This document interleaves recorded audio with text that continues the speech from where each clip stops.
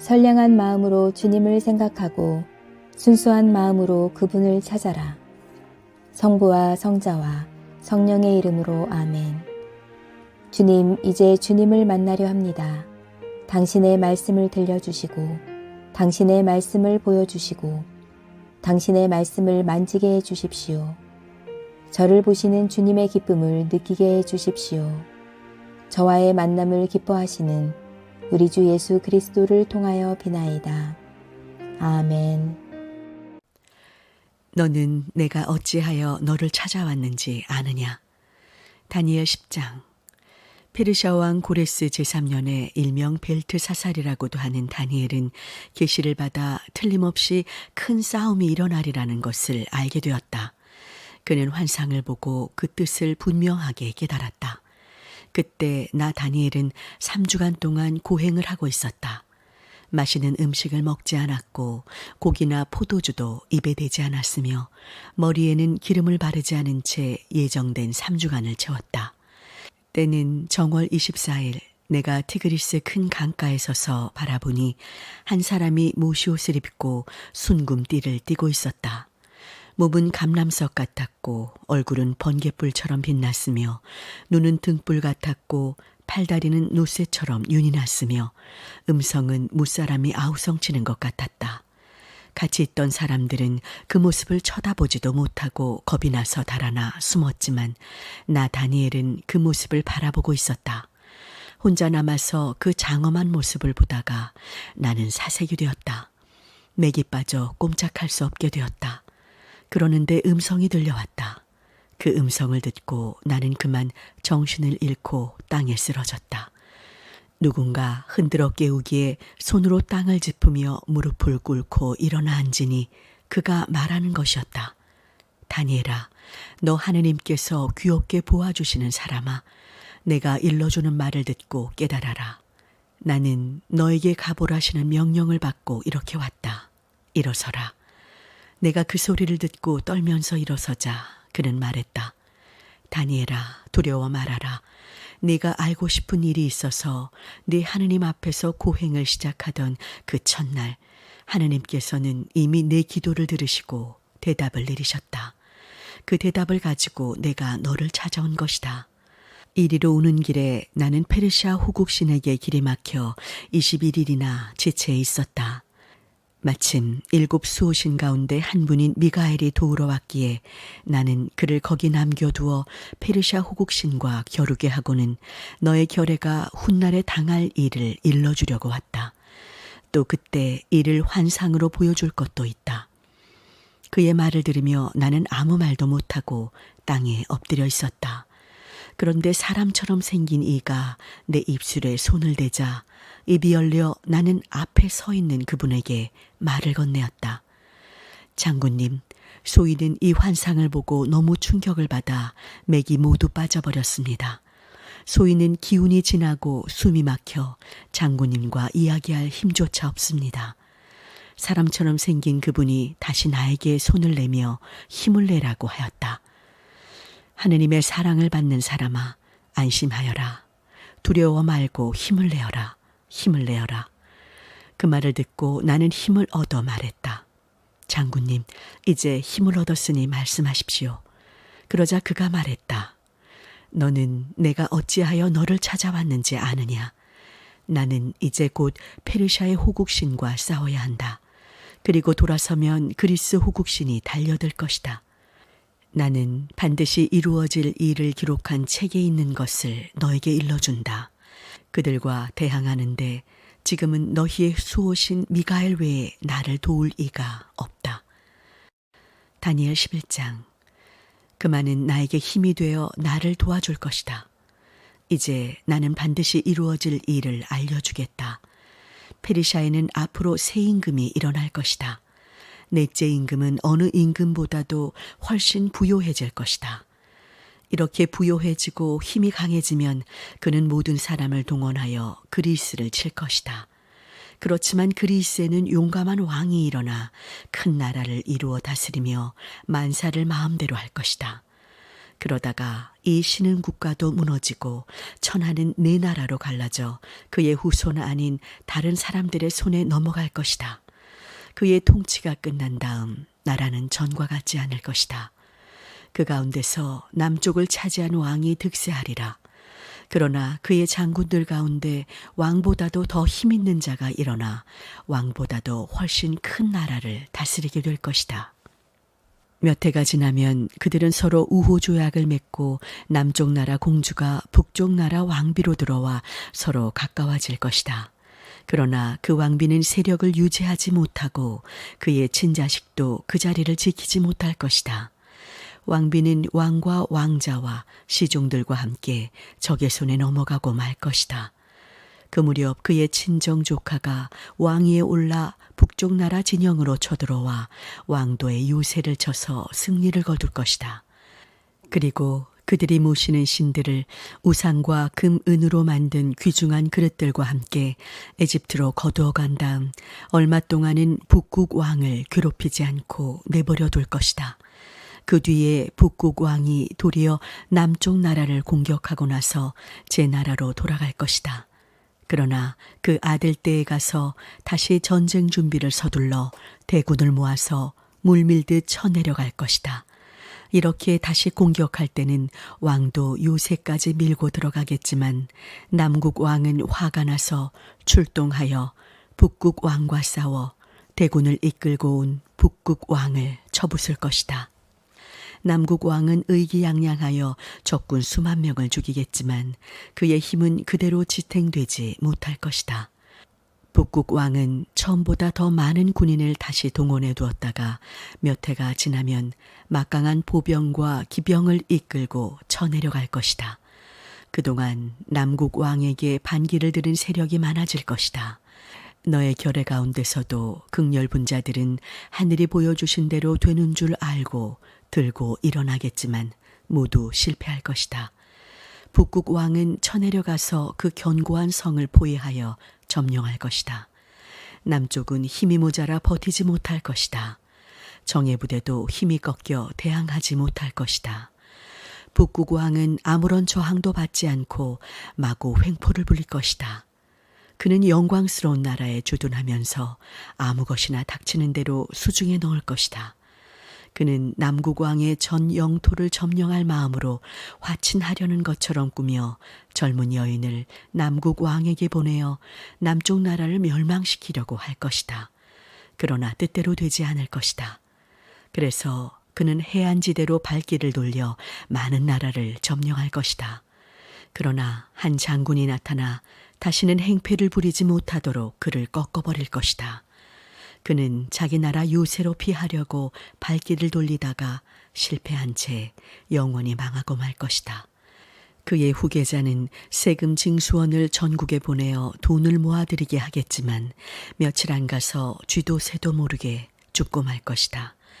다음 후계자는 변변치 못한 사람이라 남한테 왕으로 인정받을 만한 위인이 못되지만 모략으로 슬며시 나라를 차지할 것이다. 그는 맞서는 세력을 하나하나 부수어 물리치고 마침내 계약으로 세운 수령마저 죽일 것이다. 비록 따르는 자들은 많지 않지만 자기와 동맹을 맺은 사람을 하나하나 속여가며 세력을 잡고 올라설 것이다. 그리고 슬며시 비옥한 지방에 쳐들어가 조상도 선조들도 해보지 못한 일을 할 것이다. 그래서 노략품과 전리품 같은 재물을 자기의 추종자들에게 나누어주며 한때나마 요새들을 무너뜨릴 계획을 세울 것이다. 그는 남국 왕을 치려고 있는 힘과 용기를 다내어 대군을 이끌고 내려갈 것이다. 그러면 남국 왕도 막강한 대군을 동원하여 싸울 것이지만 상대가 되지 않을 것이다. 게다가 모반을 꾸미는 사람마저 생길 것이다. 한 식탁에서 먹던 사람들이 그를 거꾸로 뜨리려고 할 것이며 그 군대는 몰리다가 많은 전사자를 낼 것이다. 두 왕은 한 식탁에 앉아 먹으면서도 속으로는 음흉한 계획을 저마다 꾸미겠으나 속셈대로 되지 않을 것이다. 아직도 정한 때가 되지 않았기 때문이다. 북국 왕은 많은 재물을 빼앗아 가지고 본국으로 돌아가다가 거룩한 계약을 부술 마음이 일어나서 그대로 한 다음에야 본국으로 돌아갈 것이다. 때가 되면 북극 왕은 다시 남쪽을 치러 가겠지만 먼저 번만큼 성공하지는 못할 것이다. 키프로스 쪽에서 해군이 쳐들어오는 바람에 겁이 나 되돌아서서 분풀이로 거룩한 계약을 때려부술 것이다. 이미 거룩한 계약을 저버렸던 사람들은 다시 그의 환심을 사려고 할 것이다. 그는 군대를 보내어 성소와 요새를 짓밟고 정기 제사를 폐지시키고 파괴자의 우상을 세울 것이다. 계약을 배반하는 자들은 그의 감언이설에 넘어가겠지만 하느님께 충성을 바치는 사람들은 용감하게 나설 것이다. 민중의 지도자들은 민중을 깨우쳐 주려다가 한때는 칼에 맞아 죽기도 하고 불에 타 죽거나 귀양가거나 재산을 몰수당하게도 될 것이다. 그들이 이렇게 거꾸러져도 도우려는 사람은 별로 없고 걸어 넘어뜨리려는 자들만이 득식을 거릴 것이다. 정한 때가 되어 마지막이 올 때까지 지도자들이 이런 고난을 겪는 것을 보고 어떤 사람은 단련을 받아 깨끗해지고 빛날 것이다. 그는 모든 신을 눈 아래 두고 업신여기며 거만해져서 무슨 짓이든지 다 할 것이다.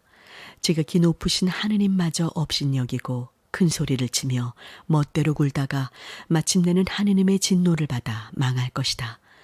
하느님께서 정하신 일이니 기어이 이루어지리라. 왕은 저밖에는 없다고 잘난 체하며 모든 신을 모른다고 할 것이다. 조상이 받들던 신도 접들이 받드는 신도 모른다고 하며 바다의 수호신을 공경할 것이다. 조상이 받들지 않던 그 신을 금, 은과 보석과 값진 물건을 바쳐가며 받들 것이다. 그 외국신을 위하는 자들을 요새의 수비대로 배치할 것이다. 그리고 자기가 좋아하는 사람이면 높이 들어 백성을 다스리게 하고 조세를 받아들이도록 땅을 나누어 줄 것이다. 마지막 때가 오면 남국 왕이 싸움을 걸어올 것이다. 그러면 북국 왕이 병거와 기병과 많은 배를 동원하여 폭풍처럼 몰아치며 큰 물처럼 온 세상을 휩쓸 것이다. 그 바람에 영광스러운 나라에서 많은 사람이 쓰러질 것이다. 그러나 에돔 백성과 모압 백성과 암몬의 지도층은 난을 면할 것이다. 그는 나라마다 돌아가며 휩쓸 터인데 에집트도 그 난을 면하지 못할 것이다. 에집트에 숨겨둔 금, 은과 온갖 보화를 마음대로 손에 넣고 리비아와 에디오피아도 소나기에 넣을 것이다.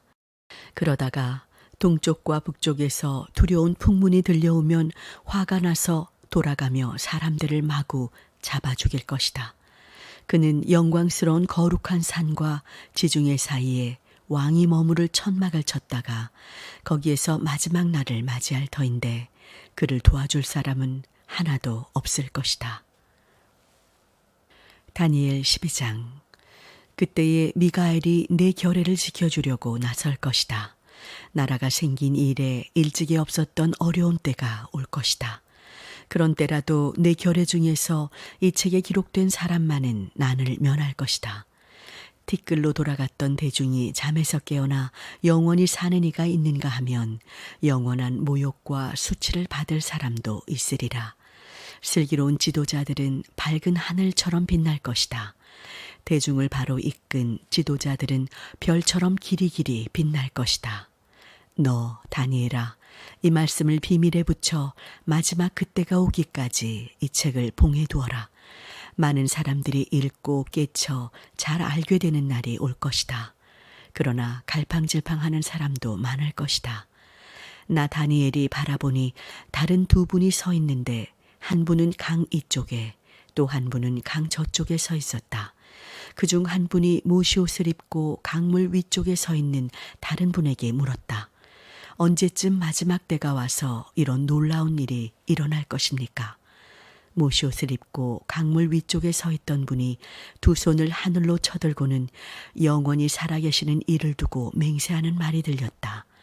한때 두 때 하고 반때가 지나 거룩한 백성의 군대를 부순 자가 죽으면 모든 일이 끝날 것이다. 이 말을 듣고 나는 무슨 말인지 몰라서 그 일이 어떻게 끝날 것이냐고 물었다. 그가 대답했다. 다니엘아, 물러가라.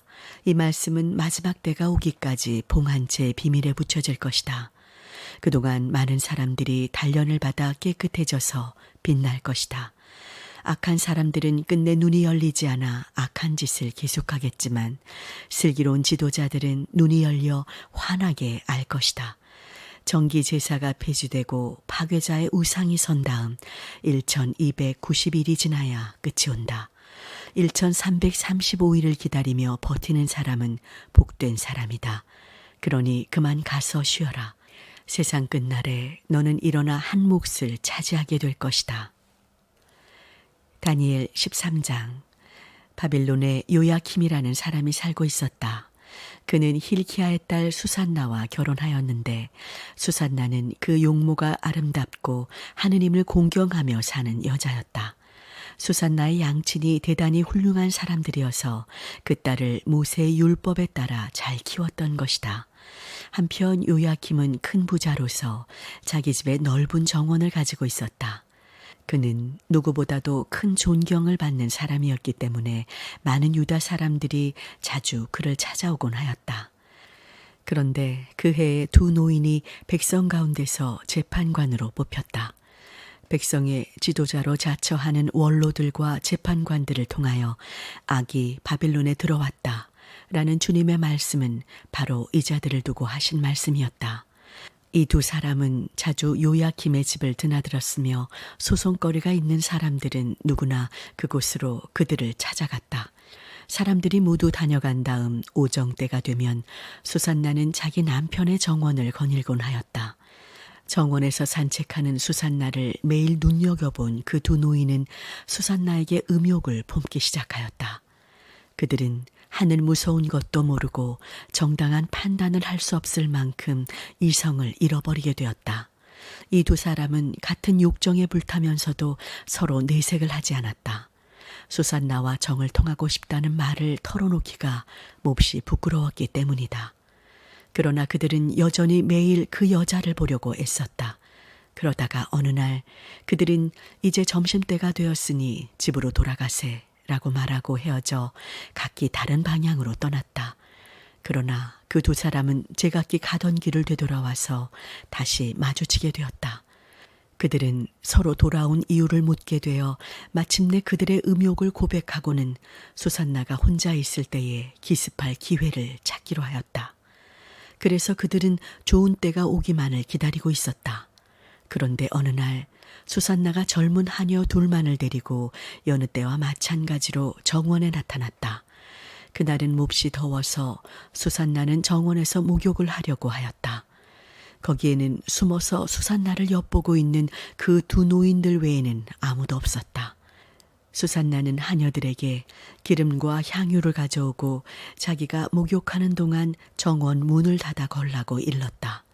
그들은 수산나가 시키는 대로 정원 문을 닫고 수산나가 원하는 것을 가지러 옆문으로 해서 집으로 들어갔다. 하녀들은 그 두 노인들이 숨어 있는 것을 전혀 모르고 있었다. 하녀들이 나가자마자 그 두 노인은 곧 일어나서 수산나에게로 달려가 이렇게 말하였다. 자, 정원 문은 닫혔고 우리를 보는 사람은 아무도 없어. 우리는 부인을 사모하오. 그러니 거절하지 말고 같이 잡시다. 만일 거절하면 부인이 젊은 청년과 정을 통하려고 하녀들을 내보냈다고 증언하겠소. 수산나는 한숨을 내쉬면서 말하였다. 나는 지금 함정에 빠져 사방으로부터 몰리고 있구나. 만일 내가 이 자들의 말을 들어주면 그것은 곧 나에게는 죽음이다. 만일 거부하면 이 자들의 소나기에서 벗어날 수가 없다. 내가 주님 앞에 죄를 짓느니 차라리 깨끗한 몸으로 이 자들의 모략에 걸려드는 편이 낫겠구나. 그리고 수산나는 크게 소리쳤다. 두 노인도 수산나를 향해서 소리소리 지르고 그중 한 사람은 달려가서 정원문을 열어 제쳤다. 그 집 하인들이 정원에서 나는 고함 소리를 듣고 무슨 일인가 하고 옆문으로 달려나왔다. 하인들은 그 노인들의 이야기를 듣고 어리둥절하였다. 일찍이 수산나를 두고 그와 같은 추문을 들은 적은 단 한 번도 없었기 때문이다. 그 다음 날 수산나의 남편 요야킴의 집에 사람들이 모여들었다. 그 두 노인도 복수심에 불타 수산나를 죽이리라 결심하고 그 집으로 왔다. 그들은 그곳에 모인 사람들에게 힐키야의 딸이며 요야킴의 아내인 수산나를 불러오시오 하고 말하였다. 그래서 수산나를 부르러 사람이 갔다. 수산나는 그 양친과 자녀들과 온 친척들과 함께 그 자리에 나왔다. 그때의 수산나는 매우 우아하였고 그의 모습은 보기만 하여도 아름다웠다. 수산나는 너울로 얼굴을 가리고 나왔는데 그 악인들은 수산나의 아름다운 자태를 보고 즐기기 위하여 너울을 벗게 하였다. 그러나 수산나의 일가 친척들은 모두 울음을 터뜨렸고 그 모습을 본 다른 사람들도 모두 울었다. 그 두 노인은 그 자리에 모인 사람들 한가운데에서 벌떡 일어나 수산나의 머리에 그들의 손을 얹었다. 수산나는 하느님을 믿고 눈물 어린 두 눈을 들어 하늘을 쳐다보았다. 두 노인은 이렇게 고발하였다. 우리가 단둘이서 정원을 거닐고 있을 때 이 여자가 하녀 두 사람을 데리고 정원으로 왔소. 그는 정원 문을 닫아 걸고 하녀들을 내보내었소. 그때 숨어있던 한 젊은 청년이 그에게로 달려가 남녀가 정을 통했소. 그때 우리는 정원 구석에 있었는데 거기서 범행이 벌어지는 광경을 보고 그들에게로 달려갔지요. 우리는 두 남녀의 정사를 틀림없이 보았지만 그 젊은이는 놓치고 말았소. 그자는 우리보다도 힘이 센 놈이어서 문을 열어 제치고 도망쳐버렸던 것이요. 그래서 이 여인을 붙잡아 그 남자가 누구냐고 물었지요. 그는 입을 다물고 말하지 않았소. 이것이 우리의 증언이요. 그 두 노인은 백성들의 원로이며 또한 재판관이었기 때문에 거기에 모인 사람들은 그들의 말을 고지 들었다. 따라서 수산나는 사형을 선고받았다. 수산나는 큰 소리로 외치며 이렇게 말하였다. 영원하신 하느님, 당신은 모든 비밀을 다 아시며 무슨 일이 일어나기 전에 다 아십니다. 당신은 이들이 저에 대하여 한 증언이 거짓이라는 것을 알고 계십니다. 그들이 악의로 저를 고발하여 저는 지금 죽습니다마는 저들이 조작해낸 모든 죄는 저와 상관이 없습니다. 주님께서는 수산나의 절규를 들으시고 그가 사형장으로 끌려나갈 때에 다니엘이라는 소년의 마음속에 성령을 불어넣어 일으키셨다. 그러자 다니엘은 큰 소리로 나는 이 부인의 죽음에 대하여 책임이 없다 라고 외쳤다. 그 자리에 모인 사람들의 눈이 다니엘에게 쏠렸다.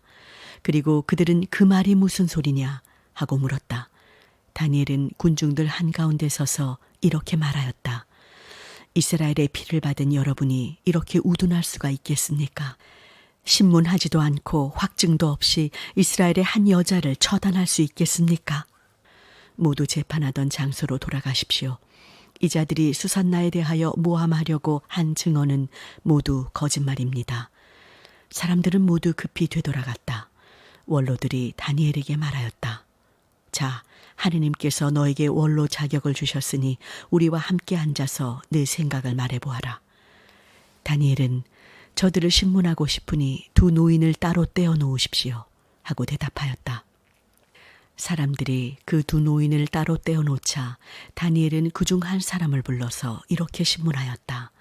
악행으로 늙은 당신이 전날에 저지른 온갖 죄가 이제 다 드러나게 되었소.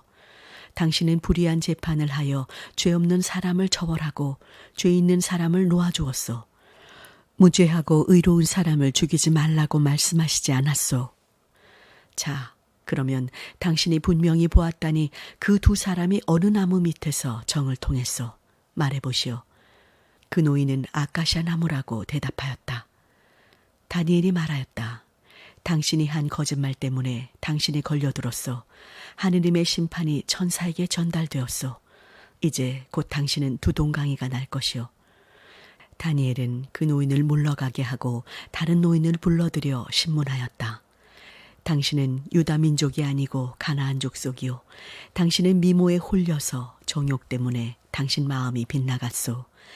당신은 이스라엘의 문 여자들을 그런 식으로 희롱해 왔는데 그들은 겁에 질려 당신의 요구를 거부하지 못했던 것이요. 그러나 이 유다의 딸만은 당신의 악행을 참을 수가 없었소. 자, 그러면 당신이 그 정사 현장을 기습하였다는데 어느 나무 밑이었소? 그 노인은 떡갈나무라고 대답하였다. 다니엘은 이렇게 말하였다. 당신도 당신 거짓말에 걸려들었소. 하느님의 천사가 칼을 손에 쥐고 당신을 두동강이 내어 당신들 두 사람을 죽이려 하고 있소. 그러자 온 군중은 주님을 믿는 사람들의 구원자이신 하느님을 소리 높여 찬양하였다. 그리고 그들은 다니엘의 신문을 받아 자기들의 거짓 증언했음을 자백한 두 노인에게 향했다. 그들은 모세의 율법대로 그 두 노인에게 자기의 이웃에게 덮어 씌우려고 하던 것과 같은 벌을 내렸다.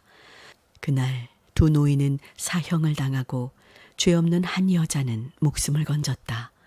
힐키야와 그의 아내는 딸 수산나의 생명을 살려주신 하느님께 감사를 드렸다. 또 수산나의 누명이 깨끗이 씻겨졌기 때문에 그의 남편 요야킴과 그의 모든 친척들도 하느님께 감사를 드렸다. 그날로부터 다니엘의 명성은 백성들 사이에 크게 퍼졌다. 다니엘 14장. 아스티아게스 왕이 죽어서 그의 조상들 곁에 묻히고 그 뒤를 이어 페르시아의 고레스가 왕이 되었다. 그 왕은 다니엘을 매우 가까이 하고 그를 다른 어떤 친구보다도 높이 평가했다. 그런데 당시 바빌론에는 벨이라는 우상이 하나 있었는데 사람들은 매일 가장 좋은 밀가루 12말과 양 40마리와 포도주 6섬을 그에게 바치고 있었다. 고레스 왕도 매일 이 예식에 참례하러 가서 그 우상을 숭배하였다. 그러나 다니엘은 참 하느님을 숭배하였다. 그래서 왕은 다니엘에게 왜 벨을 숭배하지 않느냐고 물었다. 다니엘은 이렇게 대답하였다. 저는 인간이 만들어낸 우상을 숭배하지 않습니다. 다만 천지를 내시고 모든 인간을 다스리는 권능을 가지신 살아계신 하느님만을 숭배합니다. 그렇다면 너는 벨이 매일 먹고 마시고 하는 것을 보고도 그가 살아있는 신이 아니라고 생각하느냐? 하고 왕이 되물었다. 다니엘은 웃으면서 그 신은 속은 진흙이고 겉은 구리로 되어 있는데 먹고 마신다는 것이 웬 말씀입니까? 하고 말하였다. 이 말을 들은 왕은 크게 노하여 사제들을 불러다 놓고 이렇게 말하였다. 이 많은 음식을 누가 먹는지 말해보아라. 그렇지 않으면 죽으리라. 너희가 그것을 벨이 먹는다는 것을 증명하기만 하면 벨을 모독한 죄로 다니엘을 사형에 처하겠다. 다니엘은 뜻대로 하십시오. 하고 왕에게 말하였다. 사제들의 수는 70명이나 되었고 그 외에 그들의 처자들도 있었다. 왕은 다니엘을 데리고 벨의 신전으로 갔다. 벨의 사제들은 왕에게 이렇게 말하였다. 폐하께서 친히 먹을 것과 포도주를 차려놓으십시오. 우리는 이제 물러갑니다. 그리고 문을 잠그시고 폐하의 옥새로 봉하십시오. 내일 아침에 와보시고 벨이 이 모든 것을 잡수시지 않았으면 우리는 사형을 받아도 좋습니다. 그러나 만일 다 잡수셨다면 모독자 다니엘을 죽이셔야 합니다. 그들은 제상 밑에 비밀 통로를 뚫어놓고 매일 그 재물을 가져가곤 했었기 때문에 자신만만하게 이런 말을 하였던 것이다. 사제들이 나간 후에 왕은 벨이 먹을 음식을 차려놓았다. 한편 다니엘은 자기 신하들을 시켜 재를 가져오게 하고 그 재를 성전 바닥에 모두 뿌려놓았다. 다니엘은 이것을 왕에게 알렸다. 그리고 나서 그들은 성전을 나가 문을 닫고 옥새로 봉인을 한 다음 궁으로 돌아갔다. 그날 저녁에도 여느 때와 같이 사제들은 처자들을 데리고 와서 이 모든 것을 먹고 마셔버렸다. 다음 날 아침 왕과 다니엘은 일찍이 일어났다. 왕은 다니엘을 보고 봉인이 그대로 있느냐고 물었다. 다니엘은 폐하 그대로 있습니다. 하고 대답하였다. 왕은 신전 문을 열고 제상을 살펴보고 나서 오 벨이여 위대하십니다. 당신은 과연 우리를 속이지 않으셨습니다. 하고 부르짖었다. 그러나 다니엘은 웃으면서 왕이 안으로 더 들어가지 못하게 막아서고는 바닥을 살펴보십시오. 그리고 저 발자국들을 보십시오. 하고 말하였다. 왕은 저것은 남자들과 여자들과 어린아이들의 발자국이 아니야. 하고 말하면서 노한 나머지 그 사제들과 그들의 처자들을 잡아오라고 명령하였다. 사제들은 자기들이 제상 위에 제물을 처분할 때 사용하던 비밀 통로를 왕에게 보여줬다. 왕은 그들을 사형에 처하고 배를 다니엘에게 넘겨주어 그 우상과 신전을 함께 부숴버리게 하였다. 그 당시 바빌론에는 큰 뱀이 있었는데 사람들은 또 이것을 숭배하였다. 왕이 다니엘에게 말하였다. 너는 이것도 사람이 구리로 만든 것이라고 하겠느냐? 보아라, 저렇게 살아있으면서 먹고 마시고 하지 않느냐? 그 뱀을 살아있는 신이 아니라고 할 작정이냐? 그러니 저 뱀을 숭배하여라. 다니엘은 이렇게 대답하였다. 나는 나의 하느님이신 주님을 숭배할 뿐입니다. 그분만이 살아계신 하느님이십니다. 폐하께서 허락하신다면 내가 칼이나 몽둥이를 쓰지 않고 그 뱀을 죽이겠습니다. 왕은 그렇게 해보라고 허락하였다. 다니엘은 역청과 비계와 머리털을 한데 섞어 끓여가지고 여러 덩어리로 만들어 뱀에게 먹였다. 뱀은 그것을 먹자 곧 죽어버렸다. 다니엘은 왕에게 저것이 폐하께서 숭배하시던 뱀입니다 하고 말하였다. 이 말을 들은 바빌론 사람들은 미칠 듯이 화가 나서 왕을 거역하여 들고 일어나 이렇게 말하였다. 저 왕은 유다 사람이 되어버렸다. 배를 부숴버렸고 뱀은 죽게 하고 사제들은 사형에 처하지 않았느냐. 그들은 왕에게 가서 다니엘을 우리에게 내주시오. 그렇지 않으면 당신과 당신 가족을 죽여버리겠소 하고 말하였다. 왕은 격한 군중을 보고 다니엘을 그들에게 내어주지 않을 수가 없었다. 군중은 다니엘을 사자굴 속에 던져버렸다. 다니엘은 그 속에서 엿새 동안을 지냈다. 그 굴 속에는 사자 7마리가 있었는데 매일 죽은 사람 2과 양 2마리를 먹이로 주곤 하였다. 그런데 그때는 그 엿새 동안 사자들을 꼬박 굶겨 틀림없이 다니엘을 잡아먹게 하였다. 그런데 유다의 하박국이라는 예언자가 있었다. 그 예언자는 국을 끓이고 빵을 잘게 썰어가지고 국과 빵을 바구니에 넣어 그들에서 일하는 추수꾼들에게 가져가는 길이었다. 그때에 주님의 천사가 나타나 내가 가지고 가는 그 음식을 바빌론으로 가지고 가서 사자굴 속에 있는 다니엘에게 주어라 하고 말하였다. 하박국은 주님, 저는 바빌론에 가 본 적도 없고 그 굴이 어디에 있는지도 모릅니다 하고 대답하였다. 주님의 천사는 그의 머리털을 휘어잡고 그를 번쩍 들어서 거센 입김으로 바빌론까지 날려보내어 사자굴 가장자리에 내려놓았다. 하박국은 다니엘, 다니엘, 하느님께서 보내시는 음식을 받아 먹으시오 하고 외쳤다. 다니엘은 하느님, 당신은 저를 잊지 않으셨고 당신을 사랑하는 사람들을 저버리지 않으셨습니다 하고 말하였다. 다니엘은 일어나서 그 음식을 먹었다. 한편 하느님의 천사는 즉시 하박국을 제 나라로 돌려보냈다. 7째 날에 왕은 다니엘의 죽음을 애도하려고 그 사자굴에 와서 속을 들여다보았다. 그랬더니 다니엘이 그 속에 의젓이 앉아 있는 것이 아닌가. 왕은 다니엘이 하느님이신 주님, 당신은 위대하십니다. 당신 밖에는 다른 신이 없습니다 하고 외쳤다. 그리고 나서 왕은 다니엘을 사자굴에서 풀어주고 그 대신 다니엘을 죽이려고 하던 자들을 그 속에 쳐넣었다. 그들은 당장의 사자의 밥이 되었다. 성당 건축을 기도합시다. 사랑의 하느님, 우리 가운데 함께 하시리라 말씀하신 약속을 굳게 믿습니다. 신실하고 사리 깊은 신자들의 간절한 기도를 들어주시고 용기를 주옵소서. 굳건한 기초 위에 든든히 서는 하느님의 나라의 교회, 다음 세대를 생각하며 비전을 보는 교회, 지역을 섬기며 나누는 교회가 되기를 소망합니다. 우리에게 맡겨진 일들을 기쁜 마음으로 수행할 수 있도록 항상 함께해 주옵소서. 다음 주일에 곽재한 건축사와의 만남이 있습니다. 건축사의 마음에 감동을 주시어 우리가 간절히 소망하는 비전이 잘 담겨진 성전 설계의 첫 단추가 순조롭게 진행될 수 있도록 모든 과정을 주관하여 주옵소서. 평안한 오늘을 허락하신 예수 그리스도의 이름으로 기도하나이다. 아멘.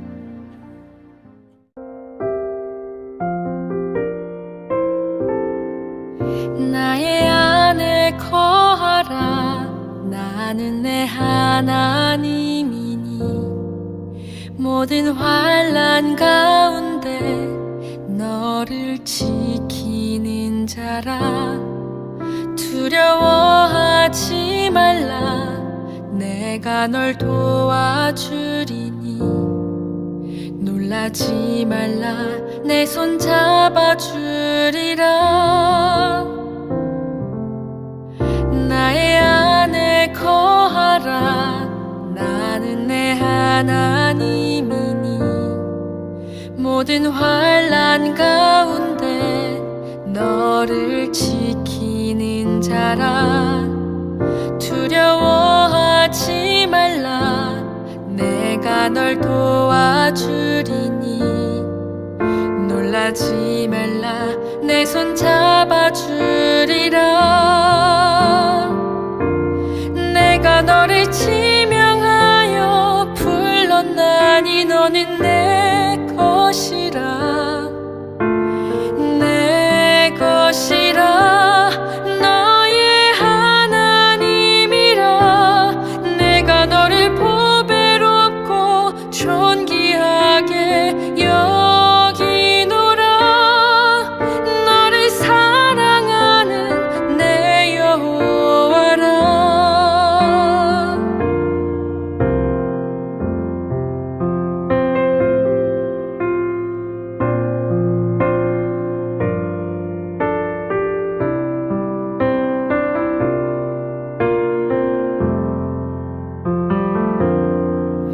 나의 안에 거하라. 나는 내 하나님이니. 모든 환난 가운데 너를 지키는 자라. 두려워하지 말라. 내가 널 도와주리니. 놀라지 말라. 내 손 잡아주리라.